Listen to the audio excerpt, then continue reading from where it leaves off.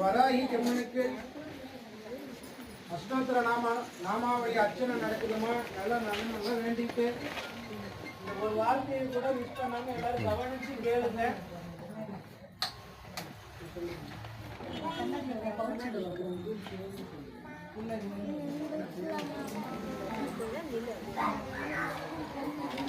நீங்கள் வீட்டில் போனீங்களா? இப்போ ஏற்றி போகிற சரி சரி சரி சரி உட்காந்து உட்காந்து உட்காந்து பாட்டி இருக்கு உட்காந்து. ஓம் வாராகியே போற்றி, ஓம் சக்தியே போற்றி, ஓம் சத்தியமே போற்றி.